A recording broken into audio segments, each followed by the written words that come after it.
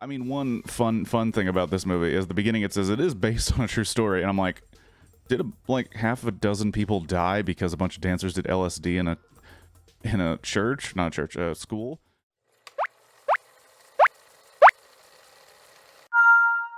Hello and welcome to Blockbuster Reviews. If you don't know what that is, it is where I review a movie while playing a single game of Tetris Marathon. Spoilers are at line 50, and the review ends if the blocks reach the top or we get to 150 lines. So the movie Climax is a French film about a bunch of dancers in a school. I guess they're getting ready for a dance competition or they're going home from a dance competition. I'll be honest, I'm not 100% sure. But they decide with their last night together before they make it back, I guess, home or to the competition, they have a little party. They have their DJ play some music. They start drinking some sangria and they start hanging out. And it turns out that sangria is laced with a little LSD, and everybody starts freaking out. Turns into a bad trip type movie, and horrific things ensue. I had heard about this movie because I was watching like a YouTube channel do kind of a list of their favorite horror movies and do kind of a tournament. And someone brought up this movie and said this is kind of their wild card, because a lot of their picks were already picked by other folks who had brought in movies, and they're like, I just brought up Climax because I remember kind of really digging it. And I was like, I've never even heard of this movie. If I ever see it, I'll make time to watch it. And it's different. First off, the movie starts with a lot of like two camera interviews with these dancers. It almost seems like a Step Up movie if you've seen those. I have, unfortunately, have seen all of them. Just kidding. They're fine films. Anyway, it's kind of like two camera interviews about dancing. The cast is mostly French. There's a couple of other European folks in there, and then there's a couple. I don't know if they're supposed to be American, or if they're French but they speak English as well. I'm not 100% sure. I believe there is a German who mostly speaks English. Like, English is kind of a common language between all of them in some way. So anyway, you have all these characters, and it's hard to remember all of them because there are a lot of them. You do kind of pick up on some stories. There's obviously a woman who's into this other woman who seems to be not interested at all. There is a gay man who's very interested in this other man who happens to be kind of the fuck boy of the crew, who just talks about banging every single person he can before he says his goodbyes. The DJ is a very large black gay man. I think he's gay. I think seems like he's gay. I don't want to assume, but from from the choices in the film, I think he was a gay man. There's like, and it's about dancers. You know, there's a lot of ego and a lot of competition amongst them. There's a brother and sister team, and the brother's not obviously, but the brother is very jealous, it seems, as the movie goes on. We're already at spoiler territory.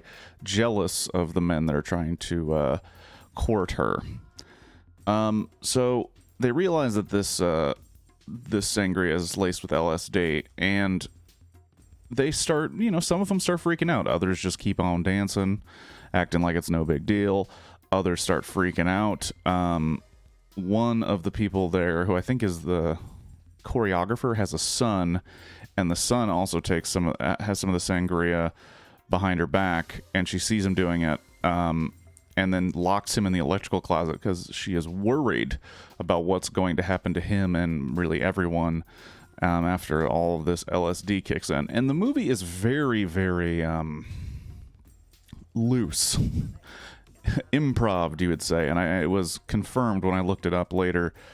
It's basically just almost like one long shot of viewing different people's times in this LSD-infused nightmare where, there's violence. Some people get caught on fire. Very violent behavior from some of the folks. The brother and the sister end up almost hooking up in a bathroom. it's really bad. They when they think they found out who laced the sangria, because there's a gentleman who doesn't drink, so he didn't drink any of it. They're like, oh, well, you obviously did it. They literally throw him outside, but it's freezing cold out there. That's why they're all in an abandoned school. So he died just in the snow, and that's a really sad part of the film. The little boy died because he got electrocuted, probably messing with the electronics. That's why you don't lock children in electrical closets. It's really about just the horrible, horrible things that can occur if you don't handle whatever substance you may have been, dosed with. I thought I would like the movie a lot more than I did. I thought it would be a little more structured. It like watching it, I was like, this seems very, very loose, and it was. It seems like, and according to what I saw on Wikipedia, they did just give them loose idea of what to do, and a lot of them were not actors. Most of them were dancers, so just given kind of like a loose idea of what to do, and then would just film really long takes and then keep the best one. And sometimes it's a good can make for a good movie, and there are parts of this movie that I really liked. I enjoy the horror of the realistic situations that could happen, and the dark things that could come out in people when they're just pushed to the edge. And I mean, one fun thing about this movie is the beginning. It says it is based on a true story, and I'm like, did half of a dozen people die because a bunch of dancers did LSD in a church, not a church, a school? And it literally just says, oh, no, just out. This is based on the story of a bunch of dancers spending the night in a school, and they all did drugs, but nobody died. It's like, oh, so that would have been... There is a comedy version of this movie where no one gets hurt and everybody has a great time. And that's just not the film that this person wanted to make. But it is...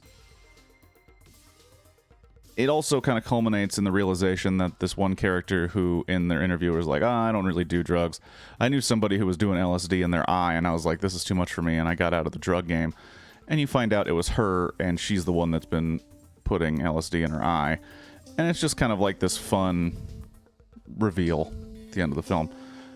Climax, kind of dope, but I guess this is more of a heads up if you're going into it. It's a little weirder than you'd think it'd be. Based on just the synopsis. A little weirder than that. Anyway, have a good one. Peace.